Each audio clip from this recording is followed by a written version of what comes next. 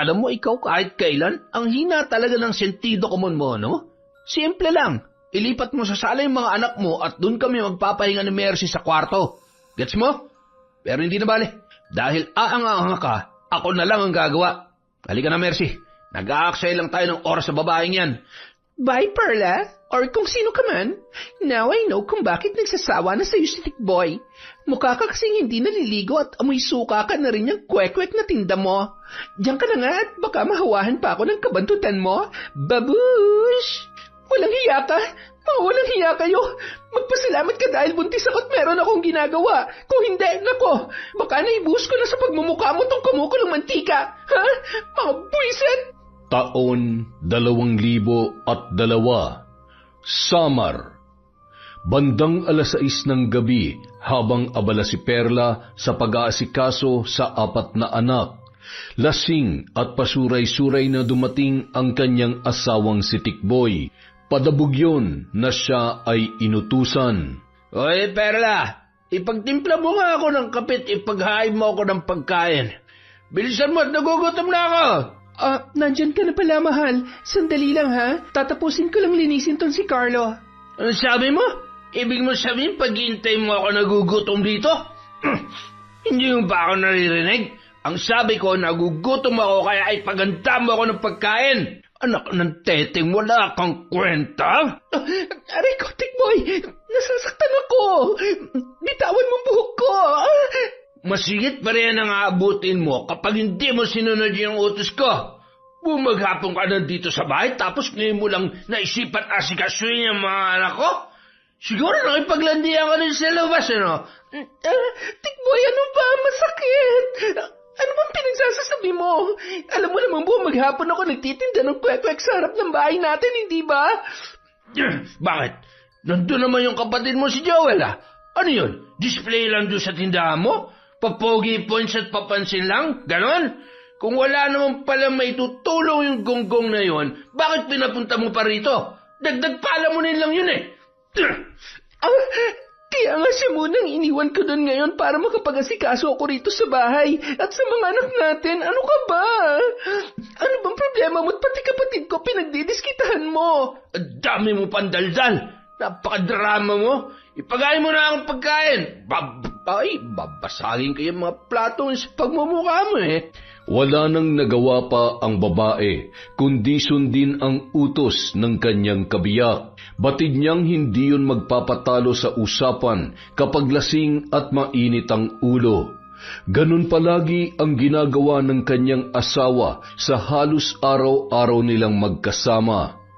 Nung mga unang taon pa lang ng kanilang kasal ay naging mabuti naman yun at maayos ang pakikitungo sa kanya. Subalit nang masundan ang kanilang anak at naging 4 na, unti-unti nang nagbago at naging irresponsable ang lalaki. Anak ng putya naman, Perla, oh. Tinapa na naman ang ulam? Puro ganito na lang bang ipapaulam mo sa akin, ha? Kung hindi tuyo, sardinas. Tinapa. Kung hindi tinapa, itlog. Gusto mo rin yata matulad ako sa kokote mong tuyot eh, ha? Palitan mo itong ulam ko. Ayoko niyan. Pasensya ka na. Yan lang kasi ang kinaya ng budget natin eh. Hindi ko naman pwedeng galawin yung puhunan ko sa pagtitinda ng kwek-kwek. Baka mas lalo tayong mawalan. Bakit ba kasi ayaw mo pa magtrabaho para may katulong naman ako sa mga gastusin dito sa bahay? Ano ka mo? Ulitin mo nga yung sinabi mo. Hoy, Perla! Wag mo akong paunguna sa mga gusto kong gawin, ha? Magtatrabaho ko kung kailan ko gusto at wala kang karapatan na pilitin ako. Diyak ka na nga, lintik na walang na ako naggala kumain eh. Nagsimula nang magsiiyakan ang kanilang mga anak dahil sa nakitang pagbabangayan ng mag-asawa. Agad na kinuha ng babae ang 2 roon at kinarga sa magkabilang tagiliran para patahanin. Nasa ganoon silang tagpo nang pumasok sa pinto ang kapatid niyang si Joel. Gulat yon na nagtanong kung ano ang nangyayari. Ate Perla, Kuya Tikboy, ano na naman bang nangyayari dito? Naririnig ko yung iyakan ng mga bata sa labas. Nag-aaway na naman ba kayo? Ayun! Ang magaling na pogi at kunwaring masipag. Oy, bata, Huwag ka nga umastan tagapagtanggol ng ate mo dyan, ha? Ano, feeling hero ka na naman, ganon? Isa ka rin namang inutil at dagdag pa kainin lang dito. Magsama kayo ng ate mong engot! Matapos sabihin ang mga pang-iinsultong yun, padabog na muling lumabas ng bahay si Tikboy at pabagsak na isinara ang pinto habang malakas na humahalakhak at pasipol-sipol pa papalayo ng bahay. Nang sila na lamang ang naroon ay agad na nilapitan ni Joel si Perla at nag-aalala na tinanong ang kanyang ate. Okay ka lang ba, ate? Sigurado sinaktan ka na naman ng hayop na lalaking yun. Ate naman kasi, bakit pa hindi mo na lang hiwalayan si Kuya Tikboy? Ilan ng anak nyo tapos ganyan pa rin siya. Mabait lang siya sa'yo kapag kailangan ka niya sa kamay. Pero pag tapos na, asal demonyo na ulit siya. Huwag mo akong alalahanin, Joel. Ayos lang ako. Mahal na mahal ko ang Kuya Tikboy mo at ayaw ko mawala ng ama mga pamangkin mo. Naniniwala ako na isang araw, magbabago pa rin siya. Teka, sinong bantay dun sa tindahan? Iniwan ko muna, wala namang bumibili kanina eh. Nagulat lang kasi ako at nag-aalala nung marinig ko nag-iiyakan na naman yung mga bata. Akin na nga muna yung si Sabrina. Maraming salamat, Joel, ha. Pasensya ka na rin kasi pati ikaw naiistorbo ko pa para lang samahan kami rito. Huwag mo na lang intindihin yung bayaw mo. Ganun lang yun kapag lasing. Wala namang problema sa akin, ate. Ikaw at kayo ng mga pamangkin ko lang ang inaalala ko. Hanggang kailan ba kasi ganyan si Kuya Tikboy? Kapag 10 o 1 dosena na yung mga anak ninyo? Huwag na nga natin siyang pag-usapan. O siya, sige, akin na ulit yung si Sabrina. Bumalik ka na ron sa tindahan at baka may bumibili na. Napabuntong hininga na lamang ang binata at maingat na muling iniabot sa kanyang ate ang kanyang pamangkin na si Sabrina.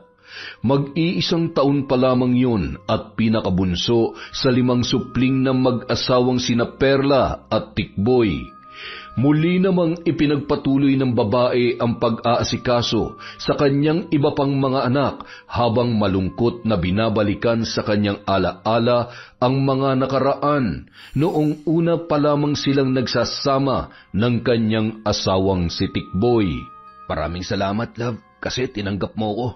Alam mo, pakiramdam ko tuloy ngayon, ako na ang pinakamaswerteng lalaki sa buong mundo. Wala kang dapat ipagpasalamat, love. Mahal na mahal kita at walang dahilan para hindi kita tanggapin, no? Hindi ko nakikita yung sarili ko sa future na iba ang kasama ko kundi ikaw lang talaga. Ang sweet naman nun. Halika nga rito. Ang bango-bango mo talaga. Kaya love na love kita eh. Pangako, magiging mabuting asawa ako sa'yo. Iingatan kita, pati na ang 10 magiging anak natin. At syempre, hindi kita sasaktan. Grabe ka naman, 10 anak, love. Baka hindi na ako makilala ng mga kaibigan natin kapag inanakan mo ako ng 10. Pero malay natin, di ba? Basta ang mahalaga ngayon, alam kong mahal mo ako at mahal na mahal din kita. You know, halika na lang. Pasok na tayo sa kwarto. Gusto ko pang umisa eh. Tumigil ka na nga. Nakatatlo ka na kanina. Sige na, please. Pagbigyan mo na ako. Bitin pang love mo eh. Sige ka, kasalanan mo kapag sumakit tong puson ko. Napakahilig mo talaga. Sige na nga, last na to ngayong araw ha. Bukas naman ulit yung kasunod. Hindi ka sure dyan. Ayaw ko mangako. Halika na. Nang magsimulang magsama sina Tikboy at Perla, naging responsable naman ang lalaki. Nagtatrabaho rin siya bilang construction worker sa kanilang lugar at sa mga karatig baryo. Kaya naman humaling sa kanya ang asawang si Perla, hanggang sa umabot na nga sa 5 ang kanilang naging anak. At dahil isang babaeng madiskarte at masipag si Perla, naisipan niyang magbukas ng maliit na tindahan ng kwek-kwek sa harapan ng kanilang bahay upang makatulong sa kanyang asawa. Subalit nang maramdaman ni Tikboy na naging maayos at maunlad na ang negosyong yon, doon na lumabas ang tunay nitong kulay. Huminto na siya sa paghahanap buhay. Sa halip, umasa na lamang sa kinikita ng kanyang asawa. Bukod doon, tanging pagbibisyo at pagbabarkada na lamang din ang inaatupag ng lalaki. Pero kahit ganyan ka ngayon, Tikboy, Mahal na mahal pa rin kita. Ako pa rin ang asawa mo at ikaw pa rin ang ama ng mga anak natin. Maghihintay ako hanggang sa magbago ka. Matapos balikan ang masasayang ala-ala nila ng asawa, hindi napigilang mapaluha ni Perla. Sa lahat ng ipinangako noon sa kanya, tila isa lamang ang nais niyong tuparin. At yun ay ang sinabi nito na magkakaroon sila ng 10 anak. Maya-maya pa, pinahid na lamang niya ang luha at bumaling sa mga supling na hindi niya namalayan na nakatulog na pala ng mga sandaling yon. Dahan-dahan siyang tumayo at humarap sa salamin na nakasabit sa dingding. Doon mataman niyang pinagmasdan ang kanyang sarili. Habang tumatagal tuloy, parang unti-unti nang nagbabago ang itsura ko.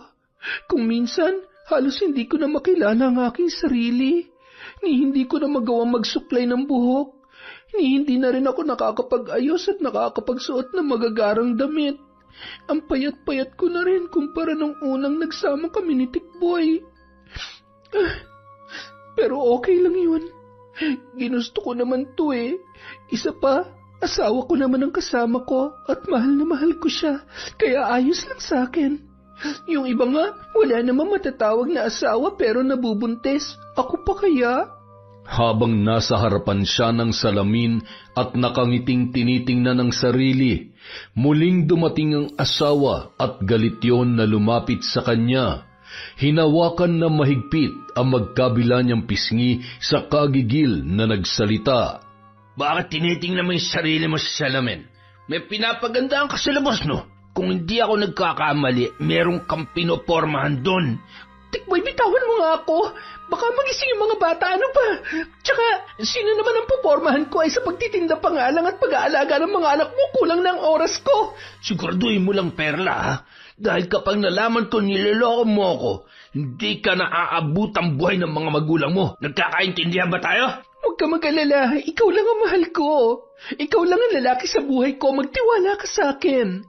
Matapos sabihin yon, dahan-dahang binitawan ng lalaki ang kanyang asawa at mahinahon na inutusan yon.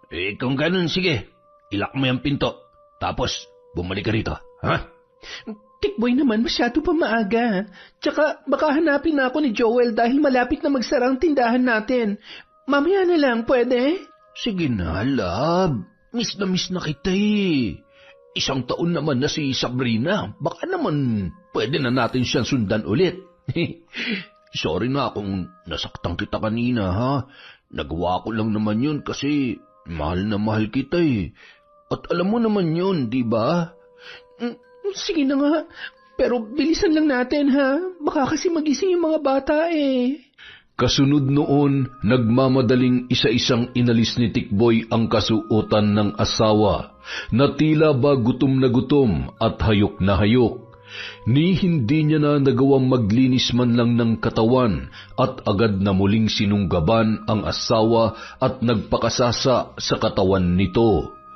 Makalipas ang halos 1 oras, natapos din ang mag-asawa at tamang-tama naman na naramdaman niyang may kumikilos na sa sala ng kanilang bahay. Matapos muling magsuot ng damit at salawal, si Tikboy na ang nagbukas ng kanilang silid at naunang lumabas doon. Nakabalik ka na pala, Kuya Tikboy. Nandyan po ba si ate? Tanga ka na, bulag ka pa. Hindi mo ba ako nakitang dumaan nung kanina? Isa't kalahating engot talaga to eh. Pasensya na, kuya. Marami kasing bumibili. Baka hindi lang kita napansin. Tumabi ka nga dyan. Wala akong oras makipag-usap sa kagaya mo. Di tayo close para makipagguntahan ako sa'yo, ha? Matapos yun, kasunod na lumabas ng kwarto si Perla. Tila ba pagod na pagod at pawisan ang buong katawan. Oh, Joel, kanina ka pa ba dyan? Nasara mo na ba yung tindahan? Sorry ha, naidlip kasi ako habang pinapatulog ko yung mga pamangkin mo kanina eh. Oo ate, nakapagsara na ako. Buti naman at nakaidlip ka man lang. O siya, uuwi na muna ako at walang kasama sila nanay sa bahay. Ito nga pala yung benta sa buong maghapon. Maraming salamat Joel ha. Teka, hindi ka ba muna kakain bago umuwi? Bibili ako ng delata sa tindahan. Hindi na ate, Sabi kasi ni nanay kanina, magluluto raw siya ng paborito kong ginataang tulingan, kaya doon niya na ako pinapakain. O siya, sige. Ikumusta mo na lang ako kina nanay at tatay, ha? Joel, oo nga pala, kung pwede, wag mo na lang sabihin sa kanila yung tungkol sa nangyari kanina, ha? Napabuntong hininga na lamang ang binata at napapailing na tinapik ang balikat ng kanyang ate bago muling nagpaalam.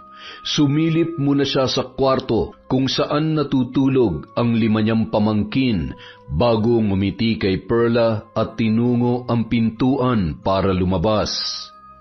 Samantala, habang naglalakad pa uwi, hindi maiwasang isipin ni Joel at maawa sa kanyang ate Perla. Sa tuwing tinitingnan niya yon at mapagmamasdan ang kabuuan, tila ba hindi siya makapaniwala sa malaking ipinagbago ng katawan at mukha noon. Ay, ate Perla, hindi ko alam kung saan ka kumukuha ng lakas at tatag kung bakit hanggang ngayon nagtitiis ka pa rin sa lalaking yan. Wala na yung totoong ate ko. Yung dating maganda, makinis, at ang malaprinsesang ate na kilala ko mula pagkabata. Ibang-iba ka na ngayon dahil sa lalaking pinili mo makasama. Samantala, sa bahay ng mga magulang nina Perla at Joel. Mabuti naman at dumating ka na, anak. Kanina pa nagugutom yung ama mo pero ayaw pang kumain dahil hinihintay ka. Bakit ba ginabi ka na yata ngayon? Sorry po, Nay. Ang dami kasing bumibili ng kwek-kwek kaya hindi kami agad nakapagsara ni ate. Tapos, naiwan pa ako mag-isa ron kanina kasi inasikaso at pinakain pa niya yung mga bata. Bakit yung asawa niya nasaan? Hindi man lang ba tumutulong sa inyo? Bigla ay nagulat si Joel sa tanong na yon ng kanyang ama. Saglit siyang natigilan at hindi alam ang sasabihin. Ngunit agad siyang nakaisip ng dahilan para magsinungaling at pagtakpan ng bayaw na si Tikboy ayon na rin sa pakiusap ng kanyang ate. Nasa trabaho po kasi si Kuya Tikboy. Opo, tama. Nasa trabaho siya kanina kaya kami lang dalawa ni ate ang nandun sa tindahan. Abay, mabuti naman at sa wakas ay may trabaho na rin ang lalaking yon. Aba, ang tagal na niyang tambay at umaasa lang sa maliit na kinikita ng negosyo ng ate mo. Dapat nga mas lalo pa siyang magsipag dahil ngayon ay 5 na ang kanilang anak. Kumusta na nga pala yung ate mo ron? Ang mga bata, kumusta na? Bakit hindi man lang ipasyal ng ate mo rito ang mga anak nila nang sa ganun ay mayakap man lamang namin ang nanay mo? Mabuti naman po sila at maayos lang din po si ate. Kinukumusta niya nga rin po kayo at sabi niya, bibisita raw siya rito kapag nagkaroon ng pagkakataon. Habang sinasabi ang mga salitang yun, halos hindi makatingin sa mga magulang ang binata. Batid niya sa sarili na ilan lamang sa mga bagay na ibinalita niya ang totoo at karamihan ay pawang kasinungalingan lamang. Salamat sa Diyos naman kung ganon. O siya, halina't sabay-sabay na tayong kumain ng hapunan. Lumamig na yata yung pagkain sa kusina. Simula nang makapanganak si Perla sa bunso nila ni Tikboy, hindi na yon muli pang nakabisita sa kanilang mga magulang. Hindi rin makapunta ang matatanda sa kanilang bahay dahil abala ang mga yon sa pagsasaka sa pag-aari nila na maliit na lupa. Kaya ganun na lamang ang pananabik nila na muling makasama ang anak na babae. At dahil madalas na muling magsiping ang mag-asawa, muling nabuntis si Perla sa ika-6 nilang anak. Dahil doon, nagpatuloy ang magaspang na pakikitungo sa kanya ng asawa, lalo pa at hindi na yon nakaka-score sa oras na nag-iinit ang kanyang katawan. Isang araw. Matagal ka pa ba dyan sa ginagawa mo, Perla? Marami kasing bumibili, love. Teka, sino yung kasama mo? Ipalilinis ko sana sa iyo yung kwarto natin Doon kami magpapahinga ni Mercy. Nasan ba yung magaling mong kapatid? Bakit wala kang kasama dito ngayon? Inutusan ko lang sumaglit sa palengke. May pinabibili lang ako. Teka, ano ulit yung sinabi mo? Isasama mo yung babaeng yan sa kwarto natin? Bakit? Natutulog yung 3 anak natin doon Alam mo, ikaw kahit kailan, ang hina talaga ng sentido komon mo, no? Simple lang. Ilipat mo sa sala yung mga anak mo at doon kami magpapahinga ni Mercy sa kwarto. Gets mo? Pero hindi na bale. Dahil aanga-anga ka, Ako na lang ang gagawa. Halika na, Mercy. Nag-aaksaya lang tayo ng oras sa babaeng yan. Bye, Perla. Or kung sino ka man. Now I know kung bakit nagsasawa na sa'yo si Tikboy. Mukha ka kasing hindi naliligo at amoy suka ka na rin yung kwek-kwek na tinda mo.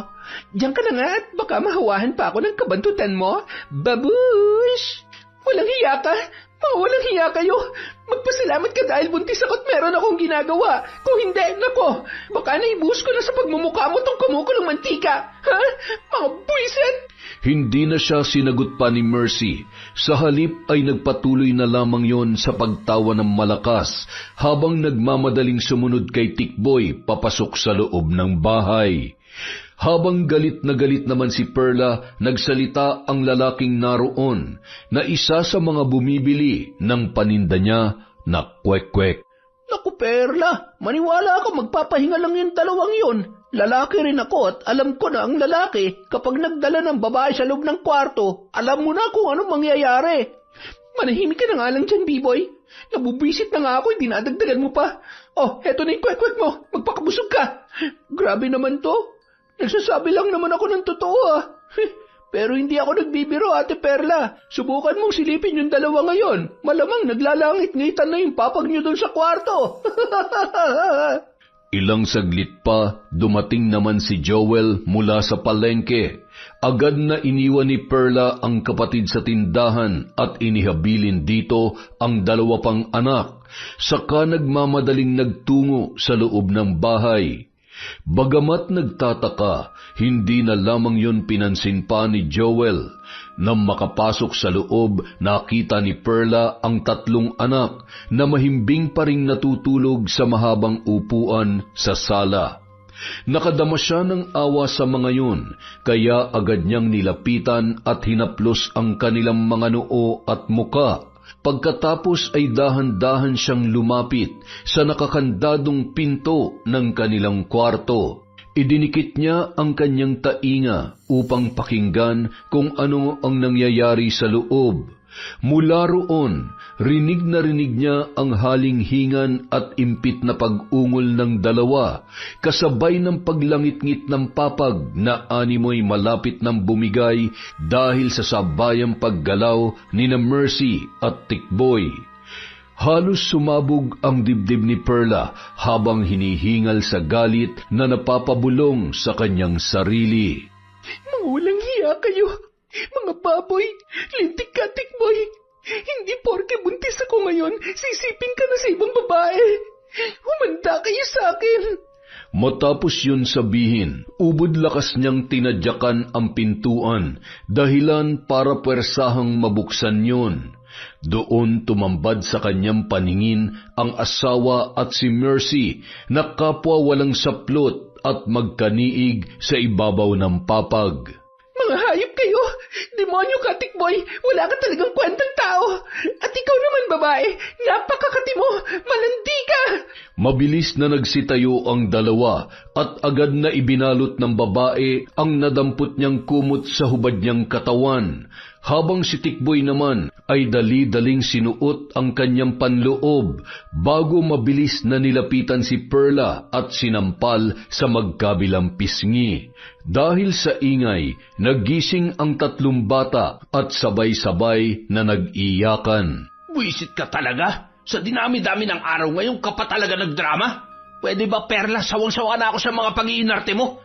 Sa palagay mo, gugustuhin ko pa sumiping sa'yo? Tingnan mo nga yung sarili mo, losyang na losyang ka na. Hayop ka!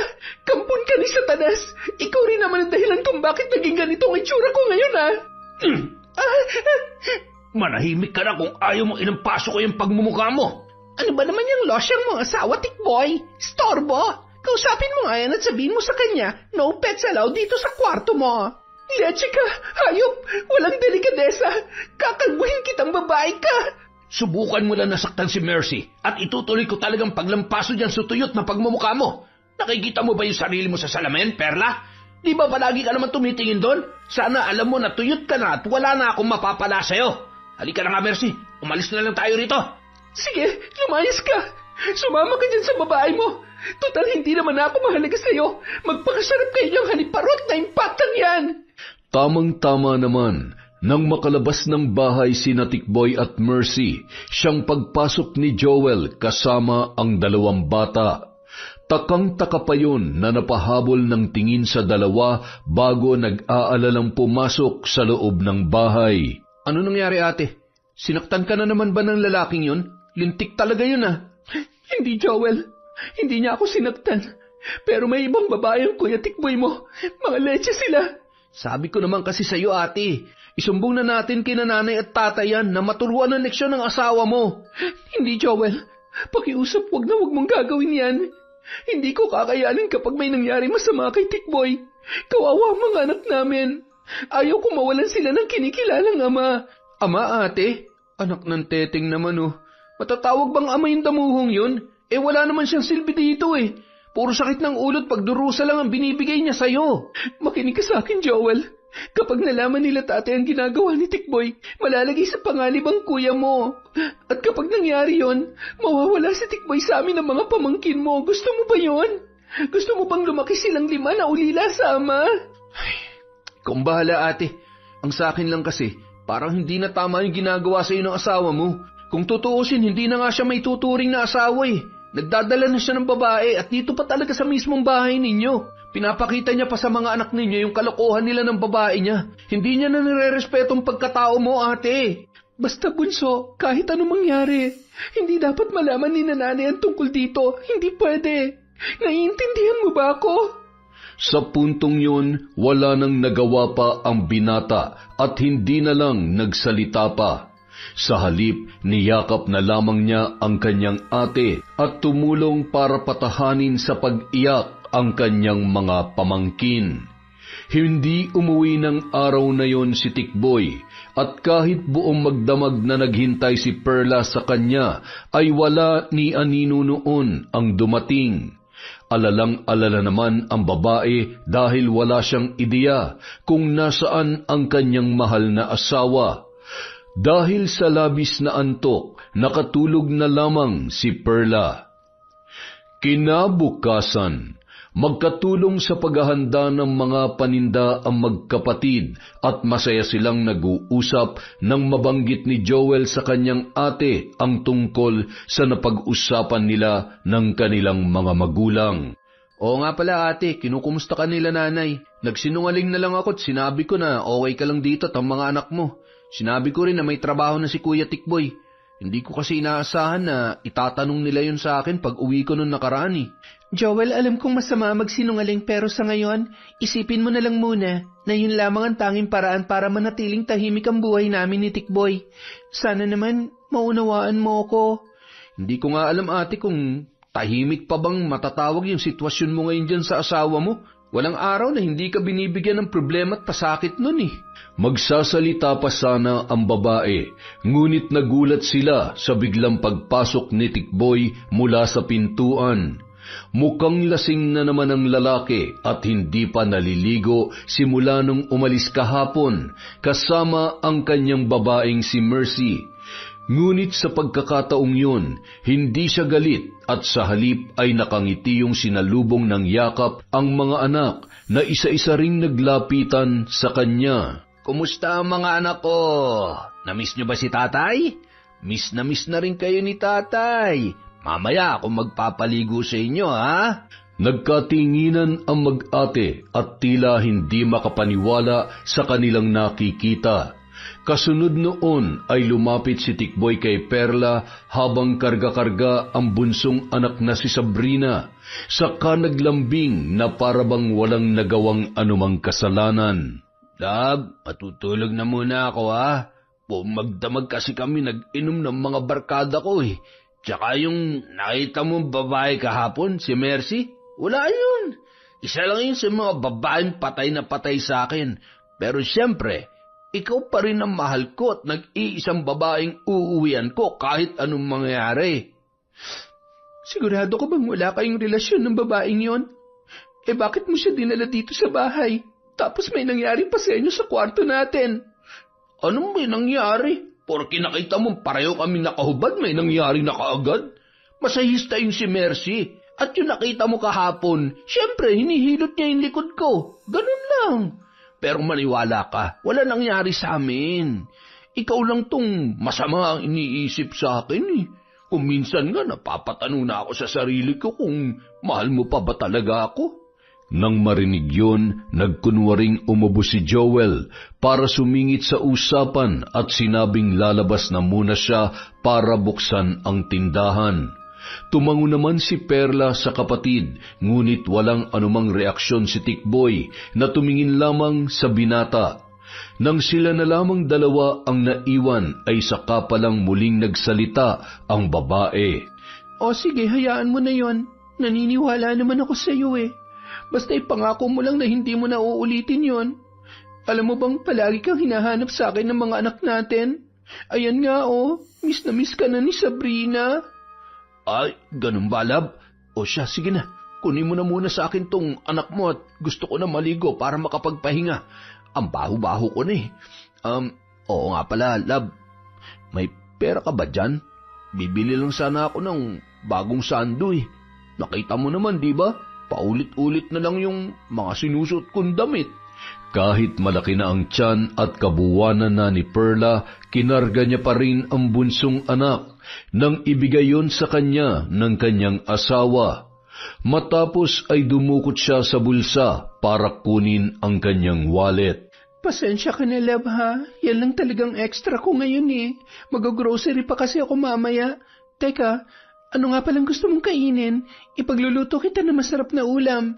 Love, baka naman pwedeng dagdagan mo pa to. Alam mo namang ang tataas na ng bilihin ngayon eh. Tsaka baka kulangin ako sa pamasahe. Gusto mo bang hindi na ako makauwi? Sige ka, baka mapunta ako sa ibang babae. Sus, nonsensya ka pa. O siya, sige na nga. O heto, okay na yan, love, ha? Baka kasi kulangin na yung ipamimili ko mamaya eh. Yun! The best ka talaga, love. Thank you, ha. Ayaw nga pala. Gusto ko, ipagluto mo ko ng nilagang baka. Damihan mo, ha. Inimbita ko kasi si Mercy. Sabi ko, pumunta siya rito mamayang gabi at magiinuman kami. Oh, teka. Baka mag-isip ka na naman ng masama, ha? Magiinuman lang kami, yun lang. Wala nang iba. Isang bote lang, tapos uuwi na rin yun. Napasimangot na lamang si Perla nang marinig ang sinabing yon ng kanyang asawa. Ngunit agad siyang niyakap ni Tikboy at nilambing habang karga pa rin niya ang kanilang anak. Agad na nawala ang kanyang inis dahil sa ginawang yon ng lalaki at muling umiral ang pagmamahal niya para doon. Kasunod noon ay sinabihan na niyang maligo at magpahinga na ang asawa. At gaya ng kanyang ipinangako, ipinagluto ni Perla ng nilagang baka si Tikboy. Bagamat may kamahalan ang presyo noon, hinati-hati na lamang niya ang natitirang pera para maibigay lamang sa lalaki ang nirequest nitong putahe. Kinagabihan, dumating nga si Mercy at tila nang aasar pa na nakangiti kay Perla habang nasa kwarto si Tikboy at nagpapalit ng damit. Mukhang hindi ka pa rin naliligo, Inday, ah. Ano, dugyot lang? Nangangamoy ka na. Dahil bisita ng asawa ko kaya tatanggapin ko yung pang-iinsulto mo, Mercy. Isa pa, wala ako sa mood para makipagtalo. Baka mapaanak ako nang wala sa oras ng dahil sa'yo. Oh, speaking of, nagtataka lang ako kung paano nasikmura ni Tikboy na buntisin ka at anak ka ng pang-anim kahit ganyan ang itsura mo. Sobrang ew. Nang marinig yun ni Joel, na noon ay papaalis na rin sana para umuwi sa bahay ng kanilang mga magulang, hindi na niya napigilan pang sumagot upang ipagtanggol ang kanyang ate Perla. Hoy, kung sino ka man na bigla na lang umeepal dito sa bahay, wala kang karapatang insultuhin at maliitin ang ate ko sa sarili niyang pamamahay. Kumpara naman sa inyong dalawa, mas kadiri ang bulok na pagkatao mo. Hayaan mo na sila, Joel. Ako na lang ang bahalang mag-asikaso sa kanila ng Kuya Tikboy mo. Sige na, umuwi ka na at baka hinihintay ka na nila nanay. Sigurado ka, ate? Wala akong tiwala sa pagmumukha niyang babaeng higad na yan. Mukhang hindi gagawa ng mabuti. Alam mo, Pogi, gusto ko lang sabihin sa'yo, just in case na hindi mo pa alam, bakla lang ang sumasali sa usapan ng mga babae. Bakla ka ba, my dear? Huh? Binabalaan kita, umayos ka. Huwag na huwag mong sasaktan ng ate ko. Kapag may nangyaring masama sa sanggol na dinadala niya, sinasabi ko sa'yo, manghihiram ka ng mukha sa aso. Sige na ate, uwi na ako. Ay, grabe nakakatakot naman. Habang abala at masayang nag-iinuman sina Mercy at Tikboy sa sala, sinamantala ni Perla ang pagkakataong yun para asikasuhin at pakainin ang kanilang mga anak. Matapos ay pinatulog niya na ang mga bata. Kumilos na rin siya para maligo at ayusin ang sarili, hindi para magpapansin kay Tikboy, kung hindi para papreskuhan ang kanyang katawan mula sa buong maghapon na pagtitinda. Habang nasa loob siya ng silid at binabantayan ng mga anak na natutulog, ay narinig niyang tinawag ni Mercy ang kanyang pangalan.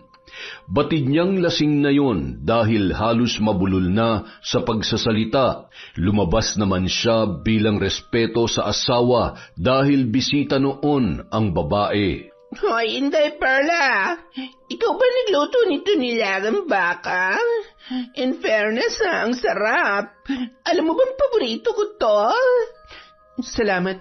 Kaya pala yan ang ipinaluto sa akin ni Tikboy dahil alam niyang paborito mo.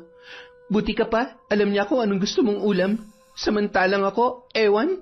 Ay, tingnan mo to. Nagdrama ka na kaagad yan. Sinabi ko lang naman ang totoo. Minsan lang ako magsabi ng katotohanan. Kaya pag nagsalita ako ng ganon, maniwala ka na. Psst! Tara na, mag-inom na lang tayo dito. Huwag mo nang pinagkakausap yung babaeng yan at wala ka nang mapapala dyan. Kung sa bagay, tama ka naman dyan. Halika na nga, mag-inuman na lang tayo tapos mamaya, alam mo na. Sa sinabing yon ni Mercy, muling nakadama ng kaba at pangamba si Perla. Batid niyang may ibang ibig sabihin ang binibitawan ng mga salita. Isa pa, nasaktan din siya sa mga sinabi ng kanyang asawa, kaya pinilit niyang hindi matulog ng gabing yon para mabantayan ng dalawa sakaling may gawing milagro ang mga yon. Samantala, sa bahay ng kanilang mga magulang. Alam mo ba, Bening, nagtataka na talaga ako riyan sa anak mong si Perla. Abay, dati-rati, nagagawa pa niyang dumalaw rito sa atin para ipasyal ang mga anak nila. Bakit ngayon hindi na niya magawa kahit minsan lang? Hayaan mo na, dumarami na ang mga anak nila. Ganun talaga kapag pamilyado na. Ikaw naman hindi ka na nasanay. Hindi, Bening. Nararamdaman ko may hindi magandang nangyayari sa anak mo. Marahil ay hindi lamang nagsasabi ng totoo itong si Joel. Yun ang wag na wag sanang mangyayari, Dado. Dahil kung totoo nga yung hinala mo, ako mismong kikilos at makakalaban nila. Kilala mo ako, at alam ni Perla ang kaya kong gawin laban sa mga masasamang tao na magtatangkang tarantaduhin tayo. Ay, oo, alam ko naman yan. Bueno, hayaan na nga lang muna natin sila. Matulog na muna tayo at lumalalim na ang gabi. Habang nasa kanyang silid si Joel, rinig na rinig niya ang usapang yun ng kanilang mga magulang. Bahagya siyang nakadama ng kaba sapagkat tila unti-unti nakakahalata na ang nanay at tatay nila tungkol sa totoong nangyayari sa kanyang ate. Dahil doon, napabulong na lamang siya sa kanyang sarili. Iba talagang pakiramdam ng may mga kakaibang kaalaman at kakayahan. Hanggang kailan kaya ako magsisinungaling sa kanila? Hanggang kailan ko kaya itatago sa kanilang totoo na hindi talaga maayos ang sitwasyon nila ate at ng mga pamangkin ko sa piling nung siraulong asawa niya? Samantala, hindi na malaya ni Perla na nakatulog na pala siya dala ng labis na antok sa pagbabantay sa dalawa. Nagising na lamang siya nang maramdamang tila may kumakalabit sa kanyang balikat. At nang magmulat siya ng mata, sa kanya lamang nakita na si Mercy pala yun. Mercy? Bakit? Teka, nasan si... Yung asawa mo? Ayun, taob. Tinalo ko sa inuman. Humahagok na sa sobrang himbing ng pagkakatulog sa upuan. Wala, mahina yung asawa mo. Ay, oo nga pala. Ginising lang kita kasi uuwi na ako. Iutik mo nga ako dun sa labas at isara mo tong pinto pagbalik mo, ha? Nakadama ng pagkainis si Perla dahil tila inuutusan at ginagawa siyang tau-tauhan ng babae. Ngunit mabuti na lamang pauwi na yon, kaya minabuti niyang ihatid na lang para wala nang mang-istorbo at upang makampante na rin siya na wala nang aahas sa kanyang asawa. Kumuha muna siya ng tuwalya para ipangtalukbong sa ulo upang hindi mahamugan. Nasulyapan pa niya si Tikboy na nakanganga at malakas na humihilik habang tulog na tulog sa upuan. Nang nasa tarangkahan na sila, nagsindi muna ng sigarilyo si Mercy at nagsalita. Samahan mo muna ako rito saglit. Uubusin ko lang itong yosi ko. Bakit kasi nagsindi ka pa? Alam mo namang uuwi ka na. Huwag ka masyadong atat na bumalik sa loob ng bahay niyo, Perla. Manlilokong lalaki lang din naman ang madadatnan mo ron. Walang bago. Ha? Anong ibig mong sabihin? Bumuga muna ng usok paitaas si Mercy, kasabay ng pagbuntong hininga bago muling nagsalita. Nagtakip naman ang ilong si Perla gamit ang laylayan ng tuwalya na nakatalokbong sa kanyang ulo. Pasensya ka na sa usok, pero alam mo bang mahal na mahal ko yung asawa mo? Alam ko, kasi kung hindi ka naman magtsatsaga sa ugali niya. Tulad ko, mahal ko rin siya, lalo ng mga anak namin, kaya pinagtitiisan ko na lang siya. Pero noon lang yon, nung hindi pa niya sinasabi sa akin na may asawa at mga anak na pala siya. Pero nung malaman kong pabilyado ng sila ulong yan, itinuring ko na lang siyang kaibigan. Kaya lang nalaman mo na? Hindi na itinuloy ng babae ang nais niyang sabihin. Sa halip, isang malakas, ngunit pilit na tawa lamang ang isinagot niya kay Perla. Pagkatapos ay muli siyang sumagot. Wala yon. Gusto ko lang alisin yung antok mo. Kalimutan mo na yung mga sinabi ko. O ay siya, sige na. Pumasok ka na dun sa loob at baka mahamugan pa yung bata sa tiyan mo. Alalahanin mo, malapit ka ng mga anak kaya mag-iingat ka. Sige, alis na ako. Bye! Ha? Teka, hindi pa ubos yung sigarilyo mo Hayaan mo na. Hindi naman iiyak yan kapag hindi ko inubos Sige na, pumasok ka na rin sa loob. Salamat nga pala sa nilagang baka. Sa susunod magte-take out na ako, ha? Napangiti naman si Perla sa huling tinuran ng babae bago yun tuluyang umalis. Kasabay noon, nakadama siya ng kapanatagan dahil sa biglang pagbabago ng pakikitungo noon sa kanya. Subalit naiwan siyang nakatulala at hindi maalis sa isip ang kanina ay nais sanang sabihin ni Mercy. Para bang may gusto yung ipaalam sa kanya, ngunit pinigilan lamang ang sarili. At dahil nakakaramdam na siya ng lamig mula sa dampi ng hangin sa kanyang kinatatayuan, nagpasya na siyang pumasok na sa loob ng bahay. Hindi na niya inabala pa ang sarili sa anumang bagay. Ang mahalaga lamang, umalis na ang babae na pinangangambahan niyang tanging kaagaw kay Tikboy. Samantala, matapos makapanganak ni Perla, nagpasya na siyang magpatali nang sa ganon ay hindi na masundan pa ang kanyang pagbubuntis. Sinuportahan naman siya ng kapatid na si Joel sa desisyong yon. At nang malaman yun ni Tikboy, sa halip na magalit ay tila tuwang-tuwa pa ang kanyang asawa. Isang umaga, karga ni Perla ang bagong silang na anak at pinatutulog yon. Hinihintay rin niya noon ang pagdating ng kapatid para magbukas ng kanilang tindahan ng kwek-kwek nang kausapin siya ni Tikboy. Mabuti naman at naisipan mo nang gawin yon, love. Kung ganon, pwede na tayong mag-araw-araw nito. Sobra ka naman, love. Kapapanganak ko pa lang ng 1 buwan. Maghintay muna tayo ng kahit 3 buwan man lang. Halos hindi pa nga magaling yung sugat ko Alam mo, yan ang ayaw ko sa iyo Panira ka ng trip. Huwag ka nga mag-feeling virgin. Buti nga niyayaya pa kita Bakit? Sa palagay mo ba may iba pang papatol sa'yo maliban sa akin? Hindi naman sa sinisira ko yung mood mo, Tikboy. Sana maintindihan mo rin na hindi ko pa kayang gawin yung gusto mo mangyari dahil sariwa pa nga yung sugat ko dulot ng panganganak. Ay naku, buwisit naman talaga oh. Nakakasira ka ng araw. Diyan ka na nga muna. Mabuti pa, makipag-inuman na lang ako sa mga barkada ko kaysa bad trip lang ako dito sa bahay. Galit na iniwan ng lalaki si Perla at padabog na lumabas ng bahay. Hindi na lamang yun pinansin ng babae, sa halip ay itinutok na lamang niya ang sarili sa pagpapatulog sa kanyang anak.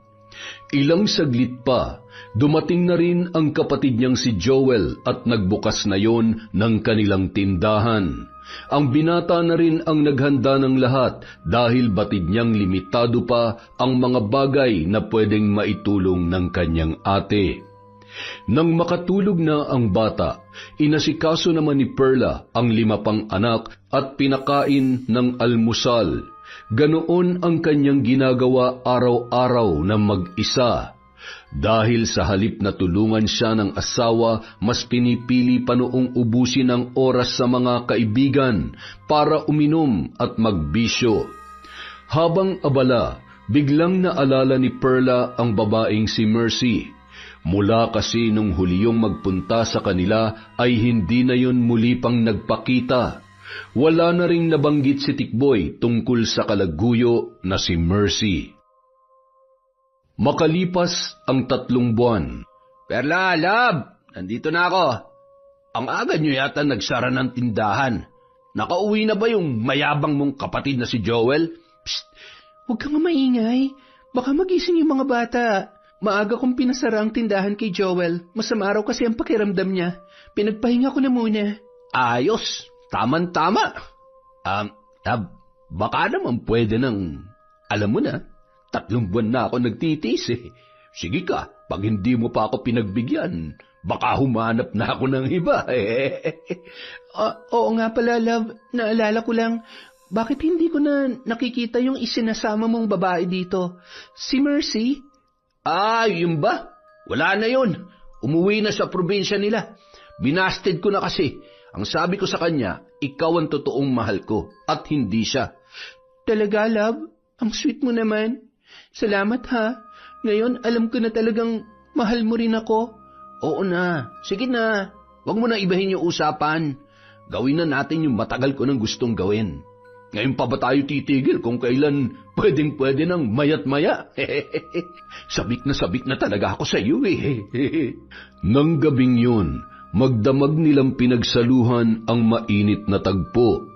Muling ipinaubaya ng babae ang sarili sa kanyang asawa, kung saan-saang parte ng bahay sila pumwesto para gawin ang pagniniig. Halos mag-uumaga na nang tumigil sila at bumagsak sa pagtulog dahil sa labis na pagod. Makalipas ang ilang araw, muling naging abala si Perla sa kanyang negosyo kasabay ng pag-aalaga sa 6 nilang anak ni Tikboy. Hindi pa rin siya magawang tulungan noon dahil madalas pa rin yung abala sa pansariling kasiyahan. Mabuti na lamang hindi siya pinababayaan ng kanyang kapatid na si Joel. Isang gabi, katatapos pa lamang nilang magsara ng tindahan at kaaalis pa lang ng kanyang kapatid. Kasalukuyang nasa lababo noon ang babae habang naghuhugas ng mga ginamit sa pagtitinda nang umuwi si Tikboy mula sa paglalakwatsa. Perla, pahiram nga muna ng 2,000. Natalo ako sa sugal Babayaran ko lang si Kamaning. Wala akong ekstrang pera ngayon, Tikboy. Hindi ko naman pwedeng ipahiram sa iyo yung puhunan ko sa pagtitinda dahil wala akong mautangan para palitan yon. Galit na lumapit sa kanya ang asawa at pabalya siyang iniharap noon saka sinakal sa leeg. Alam mo ikaw, napakadamot mo talaga sa akin. Hinihiram ko lang naman, ibabalik ko rin. Ano bang problema mo? Babayaran? Paano ka makakabayad wala ka namang trabaho? Saan ka kukuha ng ipambabayad? Magnanakaw ka, ganon? Ba't talaga bang inuubos mong pasensya ko, ha, Perla? Parang hindi asawang tingin mo sa akin, ha? Bakit ikaw, Tikboy? Asawa bang trato mo sa akin? Kailan ka ba naging mabuting ama sa mga anak natin? Ganon, ha? Itong sa'yo! Akmang susuntukin na sana ng lalaki ang muka ng kanyang asawa, subalit mabilis na nadampot ni Perla ang kutsilyo na naroon sa lababo. Agad niya yung itinutok sa leeg ni Tikboy sa kagalit na nagsalita. Sige, Tikboy, subukan mo akong saktan ulit. Tingnan lang natin kung hindi bumulwak yung dugo mo sa leeg mo. Aba't marunong ka ng lumaban ngayon, ha? Pasalamat ka, wala ako sa mood makipagbalasan sa'yo. Pero huwag ka magpakakampante, Perla. Hindi pa tayo tapos. Pabalya siyang binitawan noon at isinalya sa lababo, saka naghihimutok na umalis. Agad namang nagsilapitan kay Perla ang 5 anak na noon ay umiiyak na rin. Binitawan niya ang hawak na kutsilyo at inilapag yon sa lababo, saka nagngingit-ngit na niyakap ang kanyang mga anak ng sabay-sabay. Pinapasok niya sa kwarto ang mga bata at muli ay napatingin siya sa salamin na noon pa man ay naging saksi na sa unti-unting pagbabago ng kanyang itsura mula nung siya ay dalaga pa hanggang sa nangayayat, natuyot at tila nilaspag na inahing aso. Simula ngayon, hindi mo na ako pwedeng saktan pa. Ang tagal kong nagtiis at tinanggap ang lahat ng kasamaan at hindi makataong pagtrato mo sa akin. Pero ngayon, hindi na ako papayag na gawin mo ulit yon. Nanggigigil na sambit niya habang matamang nakatitig sa sarili niyang refleksyon sa salamin at habang nasa ganoong pag-iisip, isang desisyon ang binuo niya para sa kanyang sarili. Kinabukasan. Uy, Ate Perla, mukhang kakaibang beauty mo ngayon ah. Bagong gupit at nakaayos ka yata. Tsaka bagay sa'yo yung floral na duster mo ha. Parang in love ka na ulit kay Kuya Tikboy ah. Manahimik ka nga dyan, B-boy. Wala ako sa mood para makipagbiroan ah. Bakit? Masama na bang magayos ng sarili kahit 6 ng anak ko? Ay, hindi naman sa ganon. Ang totoo nga, parang nakikita ko ulit sa iyo yung dating Ate Perla nung una pa lang kayo nagsasama ni Kuya Tikboy eh. Dati na ako maganda, B-boy. Diyan ka na nga at baka kanina pa ako hinihintay ni Joel. Mag-isa lang siya dun sa tindahan at walang katulong sa pag-aalaga ng mga anak ko. Aba, mukhang nagising na sa katotohanan yung babaeng yun ah. Ibang-iba na ang aura niya ngayon. Kung totoo man na nauntog na nga siya, tama lang ang desisyon niya. Nung araw na yon, napagdesisyonan ni Perla na magpagupit at magpaayos ng kanyang buhok. Isinabay na rin niya ang paglalagay ng kaunting makeup at lipstick na tamang-tama lang para maging presentable at kapansin-pansin sa sinumang makakakita. At nang makarating sa bahay, halos hindi rin makapaniwala ang kapatid na si Joel sa bago niyang itsura. Ale, sino po kayo? Nagkamali po yata kayo ng pinasukang bakuran. Tindahan po ito ng kwek-kwek at hindi stage sa beauty pageant. Sira ka talaga, Joel. Kumusta rito? Nasaan yung mga bata? Bagay ba sa akin ang bago kong hairstyle? Oo naman ate, bagay na bagay sa iyo yung bago mong look. Hindi nga kita nakilala eh. Parang bumalik na yung dati kong ate. Yung mga bata nga pala, nandun sa loob ng bahay naglalaro. Hay naku Joel, kapatid nga kita. Pero salamat naman kung ganon. Sandali lang ha, aasikasuhin at pakakainin ko muna yung mga pamangkin mo. Babalik ako agad dito para matulungan ka. Sige ate.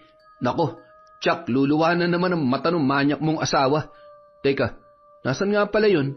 Maglaway siya't manigas. At saka, ewan ko kung nasan yung damuhong yun. Wala na rin akong pakialam sa kanya. Umuwi siya kung uuwi siya. Mas maganda nga kung wag na eh. O siya, sige, maiwan na muna kita riyan ha. Yan ang ate ko. Sa nakitang yon na tila bagong anyo ni Perla, labis na natuwa si Joel. Sa isip niya, mukhang natauhan na ang babae at naunawaan na noon ang halaga ng sarili bilang isang tao.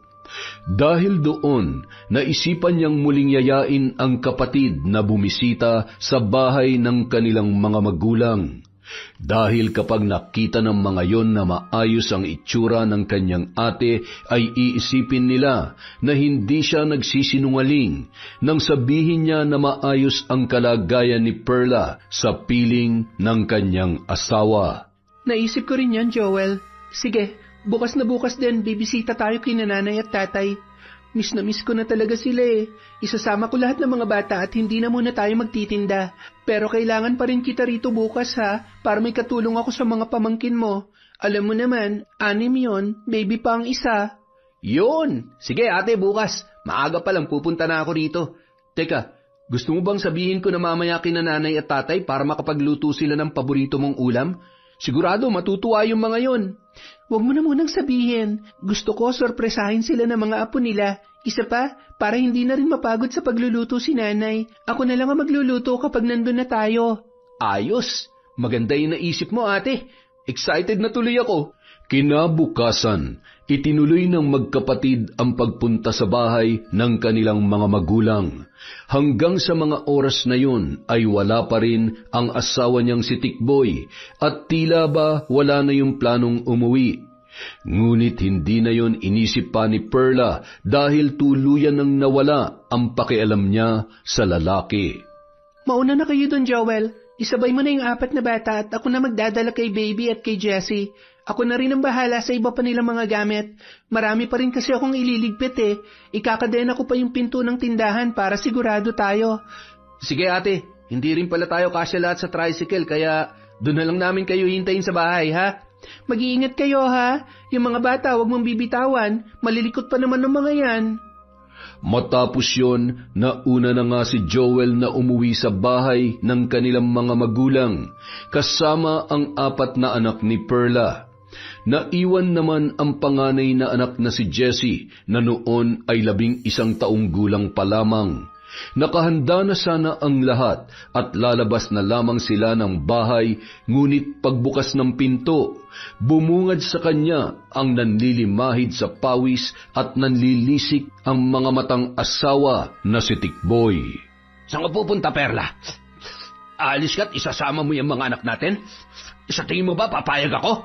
Pumayag ka man o hindi, wala na akong pakialam sa iyo, Tikboy. Isa pa, kinananay lang naman kami pupunta.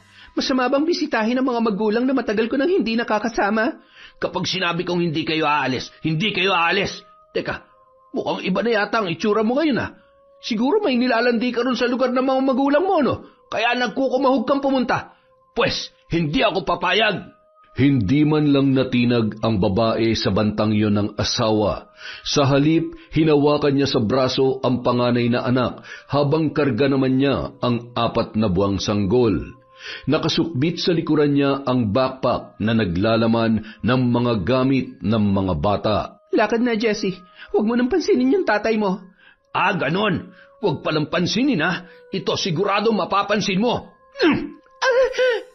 Naramdaman ni Perla ang malakas na suntok ni Tikboy sa kanyang sikmura. Agad siyang nahirapang huminga at humigpit ang pagkakahawak sa braso ng anak na si Jessie. Sa isang kamay ay karga pa rin niya ang sanggol at iniingatang wag yung mabitawan. Napanganga siya sa sakit habang unti-unting nawawala ang lakas at balanse dahil sa suntok na yon ng kanyang asawa. Bago pa siya mawalan ng malay at tuluyang bumagsak sa sahig, tanging malakas na pag-iyak na lamang ni Jessie ang kanyang narinig, bago naramdaman na may kumuha sa sanggol mula sa kanyang braso. Sige na, Mercy. Dalhin mo na yung 2 bata doon sa sinabi ko sa iyong lugar at siguruhin mong itatali mo maigi yan si Jessie, ha? Matalinong bata yan. Baka matakasan ka pa. Ikaw naman, Tikboy. Ano bang tingin mo sa akin, tanga? Sige, mauna na kami. Hapon na nang magising si Perla dahil sa iyak ng sanggol na nasa kanyang tabi. Pilit na iminulat niya ang mga mata at naramdaman niyang masakit ang buo niyang katawan. Akmang yayakapin na sana niya ang sanggol, ngunit nagulat siya nang malamang nakatali pala ang 2 niyang kamay at paa sa gilid ng kama. Hindi siya makagalaw kaya nagsimula na siyang mag-hysterical. Nasaan ako? Nasaan ang anak ko si Jessie? Hayop ka, Tikboy! May tao ba rito? Bigla siyang kinabahan nang igala niya ang kanyang paningin. Hindi pamilyar sa kanya ang silid kung saan sila naroroon. Nang bumaling siya sa kabilang panig ay nakita niya sa sofa ang anak na si Jessie na mahimbing na natutulog. Diyos ko, tulungan niyo po kami. Jessie, anak, okay ka lang ba? Nagpatuloy siya sa pagsigaw at paghingi ng tulong hanggang sa maya-maya naramdaman niya na tila may mga yabag ng mga paa na papalapit sa kanilang kinaroroonan. Kasunod noon ay bumukas ang pinto ng silid at iniluwa ang lalaking si Tikboy. Hayop ka talaga, Tikboy. Ako na lang ang kunin mo at huwag na mga anak ko. Demonyo ka! Magbabayad ka sa mga ginawa mong to! Kalma ka lang, my loves. Nakaka-4 na round pa nga lang ako eh. Bitin pa ako at gusto ko pandagdagan. Wala ka talagang kaluluwang animal ka. Masahol ka pa sa demonyo. Pakawalan mo ako rito. Galit na sigaw ni Perla habang pilit na sinusubukang magpumiglas at kumawala sa pagkakatali. Nang pakiramdaman niya ang kanyang sarili, ay nabatid niya na ginamit siya ng lalaki dahil may mga kung anong likido pang tumutulo mula sa kanyang pagkababae. Kahit pa ulit-ulit kang sumigaw, walang makakarinig sa'yo rito, my love. Akin ka lang at walang sino man makakakuha sa'yo. Naintindihan mo?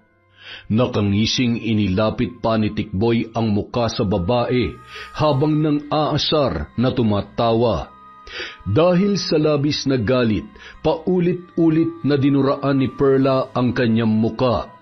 Nainis naman si Tikboy at pinagsasampal siya noon. Halos mawalan na siya ng malay dahil sa lakas ng mga sampal nito. Kasunod ay narinig niyang nagising ang anak na si Jessie at nagsimula na yung umiyak habang tinatawag ang kanyang pangalan. Pakawalan mo ako rito, Tikboy. Parang awa mo na. Kailangan ako ng anak mo. Huwag ka mag-alala, Perla. May mag-aalaga naman sa kanila habang nakatali ka riyan at pinagsasawaan ko ang balik-alindog mong katawan. Nagulat si Perla nang marinig ang pangalan na tinawag ng kanyang asawa. Agad na pumasok sa pinto ng silid si Mercy at nakangiti pa sa kanya. It's nice to see you again, Perla. Kumusta ka na? Mahal, Tikboy. Ito nga pala yung pinapakuha mong tubig. Inumin mo na habang malamig pa. Salamat, mahal. Mabuti ka pa maaasahan at hindi ako iniiwan. Ikaw, Mercy? Mga hayop talaga kayo. Sinasabi ko na nga ba, ano bang kailangan niyo sa amin ng mga anak ko? Bakit kailangan niyo pa silang idamay? Hindi na sumagot si Mercy. Sa halip ay bumaling na lamang yon kay Tikboy saka muling nagsalita. Magpahinga ka na, mahal. Ako nang bahala sa mag-iinang to. Bahagya pang ngumiti si Tikboy at hinagkan sa pisngi ang babae bago nang iinis na tumingin pa kay Perla saka lumabas ng silid. Nang sila na lamang ang naiwan, ikinagulat ni Perla ang kasunod na sinabi ni Mercy. Psst, huwag ka maingay. Itatakas ko kayo ng mga anak mo rito. Huwag ka magpahalata sa demonyong lalaking yon. Bibisita lang sana ako sa iyo kanina, kaya lang nakita kong parang ginagawang ka na naman ng masama nitong baliw na lalaking to. Kaya naisip kong sakyan na lang muna yung mga paandar niya para mailigtas ko kayo ng mga anak mo mula sa kanya. Nanlaki ang mga mata ni Perla at halos hindi makapaniwala, saka naguguluhan na muling nagtanong. Teka, anong ibig mong sabihin? Hindi kita maintindihan, Mercy. Ang mabuti pa, kalagad mo na lang ako rito. Nilagyan ko ng pampatulog yung tubig na binigay ko kay Tikboy. Maya-maya lang, mawawalan na siya ng malay. At kapag tulog na siya, saka tayo tatakas. Maraming salamat. Pero akala ko, kasabot ka niya sa pagdukot sa amin. Ano ba talagang nangyayari, Mercy? Malalaman mo rin mamaya ang lahat. Ang mahalaga ngayon, makatakas tayo at ang mga anak mo. Makalipas ang ilang minuto, sumilip si Mercy sa labas ng silid at nang makitang mahimbing nang natutulog ang lalaki dahil sa inilagay niyang tableta sa ininom noon, agad niyang kinalagan sa pagkakatali si Perla. Ibinigay niya rito ang backpack na naglalaman ng kanilang mga gamit. Kasunod noon, sinabihan rin niya ang babae na kausapin ang anak na si Jessie para hindi yun mag-ingay. Matapos ay agad na plinano ni Mercy ang pagtakas. Muling isinukbit ni Perla ang bag sa kanyang likuran. Mauna akong lumabas, tapos sumunod kayo sa akin. Dahan-dahan lang, huwag na huwag kayong gagawa ng anumang ingay, ha? Akin na yung baby mo, at ikaw nang bahala rito kay Jessie. Halos palabas na sila sa pinakahuling pinto nang magulat sila sa malakas na boses ni Tikboy. Sabay silang napalingon sa pinanggagalingan ng tinig at gulat na gulat nang makita ang lalaki. Nagngingit-ngit yon sa galit at tila ba nais pumatay anumang oras. Sa kanang kamay ay hawak noon ang martilyo at sa kabila naman, bitbit niya ang malaking tipak ng bato. Sa tingin nyo makakatakas kayo sa akin? Alam mo, Mercy, kung mautak ka, mas mautak ako sa'yo. Nakita ko may nilagay ka sa tubig na ibinigay mo sa akin kanina, kaya niloloko mo lang yung sarili mo kung inakala mong iinumin ko yon. Ngayon, ipaliwanag mo sa akin kung anong ibig sabihin nito, Mercy. Manloloko ka, Tikboy. Minahal kita ng sobra at hindi ko alam noon na may asawa ka na pala. Nung niloko mo si Perla at kinabit mo ko, hindi ko inaasahan na gagawin mo rin sa akin yung ginawa mo sa kanya. Tinanggap kita kahit anong klase ang pagkatao mo. Pero nalaman kong karelasyon mo rin pala yung pinsan ko. Kaya nakonsensya ako nang pumayag ako maging babae mo, lalo na nang makita ko napakabuting tao ni Perla para lukohin mo lang. Wow! So ano to?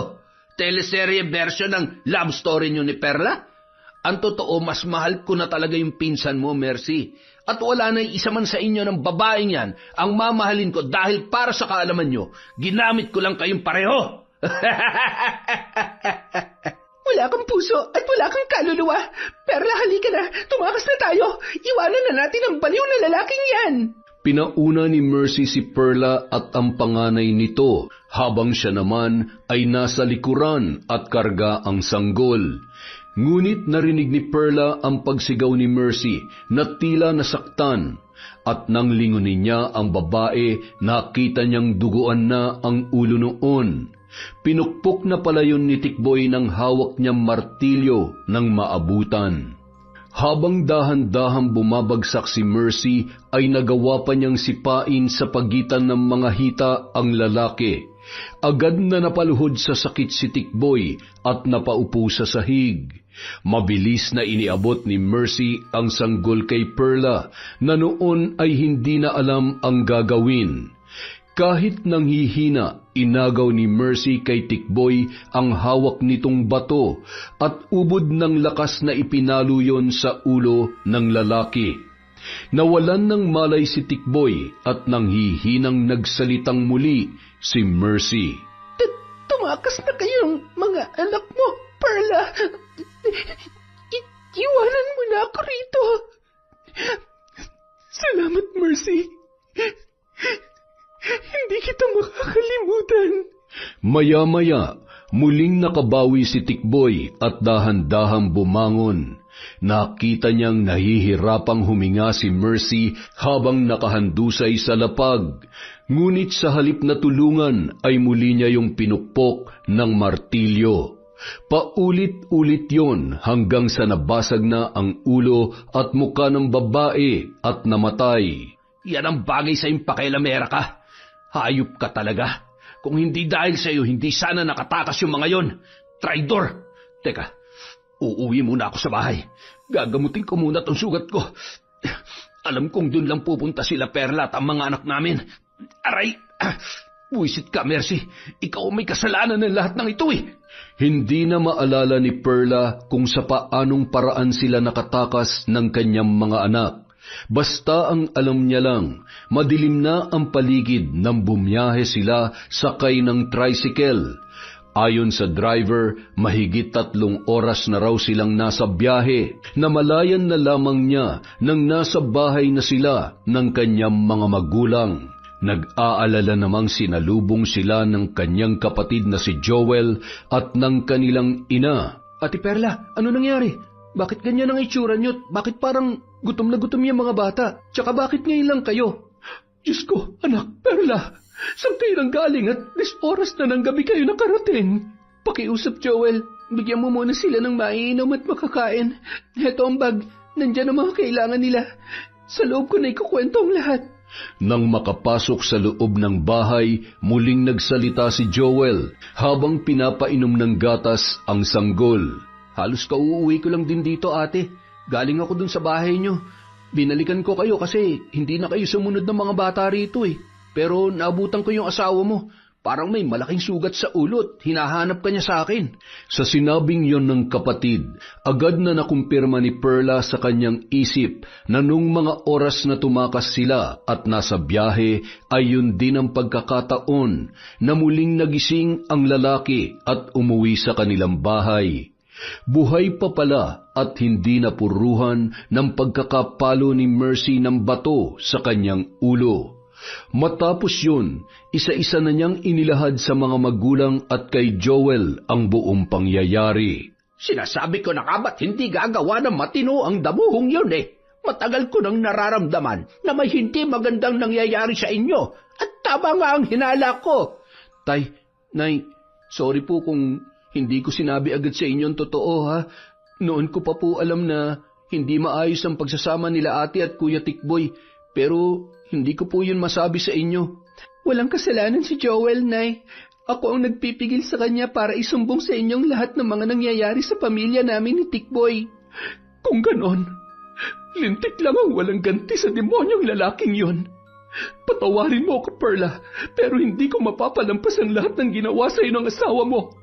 Kaya ngayon pa lang, simulan mo nang ipagdasal ang kanyang kaluluwa. Ipinauubaya ko na po sa inyong lahat, Nay. Nagsisisi nga ako kung bakit ngayon lang ako natauhan eh. Sana pala noon pa. Tsaka kahit ipagdasal ko yon, wala na rin mangyayari dahil hindi na kayang takpan ng dasal ang lampas ulong mga kasalanan niya.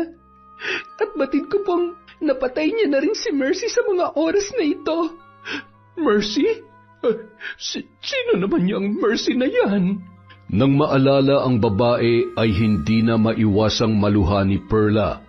Malaki ang naging bahagi noon sa pagtakas nila ng kanyang mga anak, kahit pa akala niya nung una na yun ang pinakamatindi niyang kaagaw kay Tikboy. Ngunit huli na nang malaman niyang isa lamang rin palang kasangkapan at biktima si Mercy ng panloloko ng magaling niyang asawa. Maging ang tungkol doon ay sinabi rin niya sa kanyang mga magulang, dahilan para kumilos na ang kanyang ina upang isagawa ang itim na karunungan sa pambabarang. Matulog na kayo. Ako nang bahala sa lalaking yon. Ito ang tamang oras at pagkakataon para makipagkasundo sa mga nilalang ng dilim at makakaasa ka, anak, Perla, na makakamit mo ang kalayaan mula sa kanya. Matapos sabihin yun, pumasok na sa kanilang silid ang kanyang ina at isinarado ang pintuan. Habang nasa sala silang lahat at naghihintay ng kasunod na mangyayari, nakikiramdam sila sa mga magaganap. Batid nilang magsisimula ng gumawa ng ritual ang kanilang nanay, Bening. Samantala, sa loob ng kwarto, kinuha ng matandang babae ang isang kwadradong tila banig na nakabalumbon at may nakataling abaka at isa-isang inilabas ang mga laman noon. Una niyang binuklat ang maliit na kulay itim na aklat na naglalaman ng mga orasyon at dasal. Kasunod ay kinuha niya ang lumang kandila at sinindihan, gamit ang itim na posporo na doon lamang din niya kinuha. Kasunod, hinawakan niya ang manikang tila gawa sa lumang retaso na may muka na pinagtagpi-tagpi. Pinatakan niya ng kandila ang mata ng manika habang humahalakhak at pinagpapatuloy ang kanyang ginagawa. Nang hindi pa nasiyahan, kinuha niya ang isang may takip na botelya at binulungan. Matapos, inalis niya ang takip noon at mula roon, nagsiliparan ang mga putakti, anay at uod na tila ba noon lang nakalabas sa loob ng mahabang panahon. Kung pagdurusa ang itinulot mo kay Perla, yun din ang ipamamalas ko sa iyo, Tikboy. Sa pamamagitan ng mga insektong ito at ritual ng kadiliman, ang pinakahuling hininga mo ang siyang magiging pambayad sa lahat ng mga kasamaang ginawa mo. Samantala, habang nag-iisa lamang si Tikboy sa kanilang bahay, ano ba to nararamdaman ko? Bakit parang napakainit ng loob ng katawan ko? sobrang init. Hindi ako makatulog. Teka, bakit parang wala akong makita? Puro itim lang ang nakikita ng mga mata ko. Ano nangyayari sa akin? Sinubukan niyang humakbang para abutin ang gasera na nasa lamesa upang sindihan. Ngunit hindi niya yun nagawa dahil naramdaman niya ang mga tila maliit na bagay na nagkikislot-kislot at naglalabasan mula sa sugat niya sa ulo na pinalo ni Mercy. At nang kapain niya yon, bigla siyang nakaramdam ng takot at napatanong sa kanyang sarili. Ano to? Bakit may mga uod na lumalabas sa sugat ko? At bakit parang ang niliksi ng mga kilos nila? Tulong! Dala ng pagkataranta at hindi na makakita, natalisod siya sa sarili niyang mga paa at agad na bumagsak sa sahig ng kanilang bahay. Habang nakasalampak, naglabasan mula sa kanyang bibig ang mga putakti at pinagkakagat ng mga yon ang kanyang muka, hanggang sa magsugat yon at lumabas ang magkahalong dugo at nana. Aray ko! Ang sakit ng mga kagat! Anong klaseng insekto ba to? At bakit ang baho? Matapos yon, naglabasan naman sa kanyang ilong ang sandamakmak na anay. Dahil sa sobrang dami at halos nagsisiksikan at nag-uunahan sa paglabas, nabarhan ang kanyang ilong at napigilan na rin ang kanyang paghinga.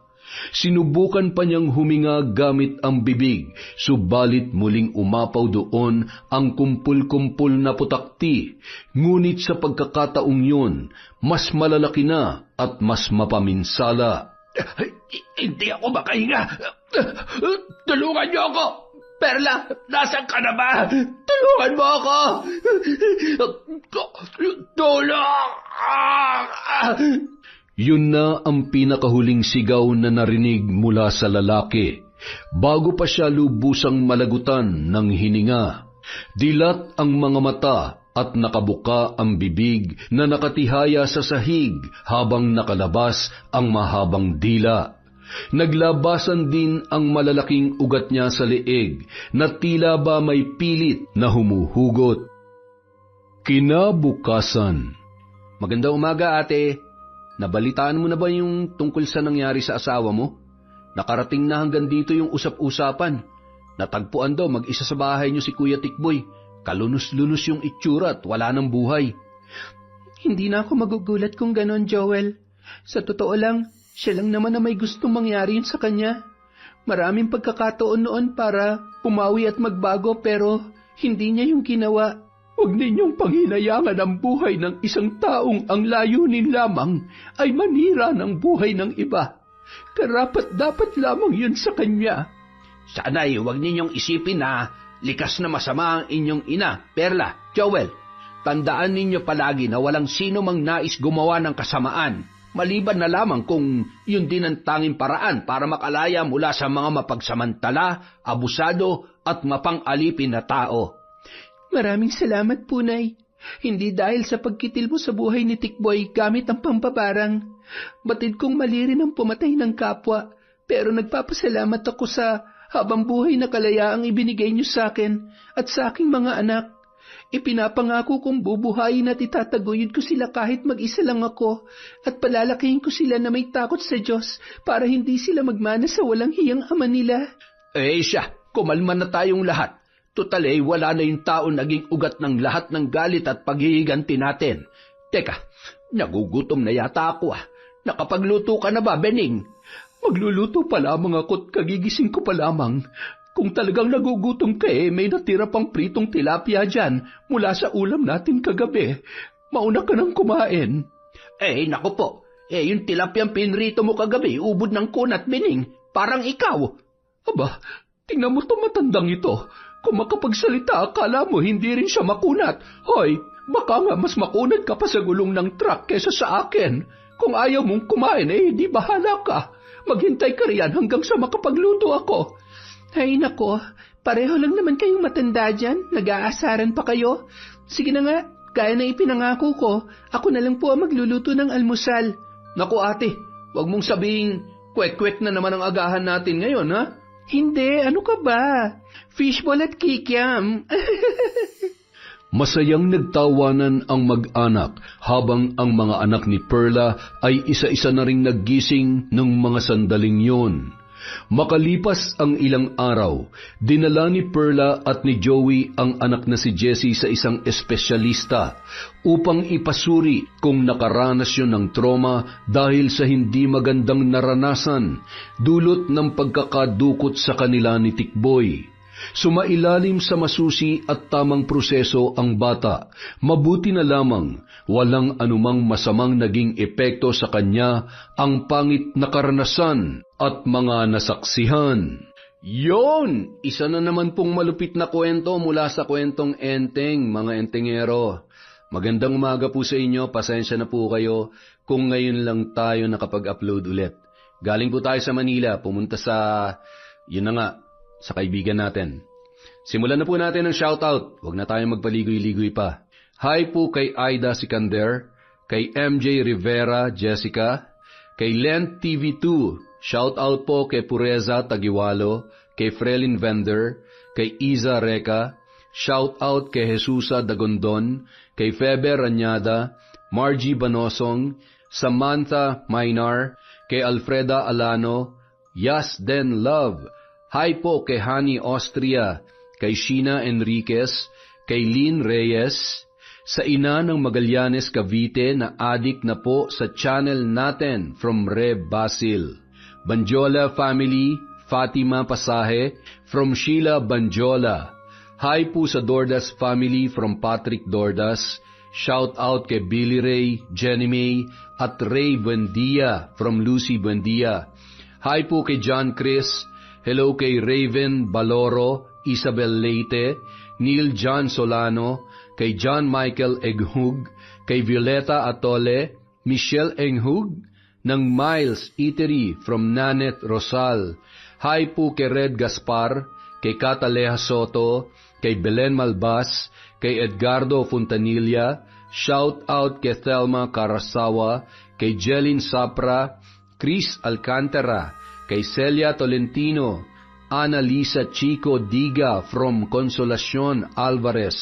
Hi po kay Albert Valderrama, Maria Lorely Punsalan, Chris Gel Mamado, Gawaran Reyes Family, Vibora Tattoo. Happy birthday po kay Miko from Lea Gawaran. Hi po kay Connie Cruz, kay Lea Tan, kay Marilyn Orchid, kay Lady Dam, kay Merly Amistad, Yumul Hilda. Shout out po kay Lady Sparrow Taurus, kay Jeffrey Zabala, kay Tessie Reyes, kay LJ Ann, Flory Jade, Ate Ems, Team High Speed, at kay Boss Sherry May of Memory Avenue, Jensan. Hi po kay Regan Machico, sa Buendia del Rosario, Paraton, Lampasam Family from Lucy Buendia. Hi po kay Mercy Aninion, kay Elizabeth Dungka, kay Jerilyn Byron, kay Gemma de Ocampo of Jeddah. Hi po sa mananahi ng Pandi Bulacan, LJ Melano, Tibong, Borbor, Ilong from Darwin Mercado.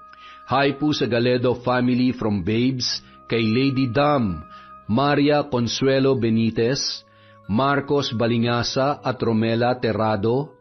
Hi po kay Alesna Roda, kay Jessica Sobremonte, kay Rosemary Casonete. Shout out kay Vicky Abut, kay Salvacion Roldan, Milrose Galvez, Roberto Anadia. Iba raw si Mare, boss eh. Hi po kay Margie Adayo, kay Merideth Jurila, sa babaeng mandirigma, kay Bret Hart, kay Chodoro Pagaling. Hi po kay Jonah Lopez Pachancilla, kay Rose Potato 19, kay Roslyn Jimenez, kay Analye Untayaw, kay Jinaya Dagison, Marilyn Ilagan from Oman. Hi kay Ramil Fariolin, kay Medelina, kay Mea Espiritu, kay Des Limbo, kay Raimundo Gatmen from Milan, Italy. Shout out kay Glyza Pal, kay Yolanda Lopez, Luella de la Peña, Cristina Peru, Josephine Marcaida, Monica Nieves, Heidi Ramos Saison Huntilla of Mexico, Pampanga, kay Ofelia Comaling, kay Lydia Lopez, kay Marian Laborte, kay Leona Taytay, Angelina Ignacio, kay Cercado, kay Amy Bug, kay Robert Crimen, at kay Michelle Garcia. Para po sa mga hindi nabanggit, marami pa po tayong susunod na videos. Bukas po ulit meron tayo. Maraming salamat po sa walang sawang pagsuporta sa Kwentong Enteng.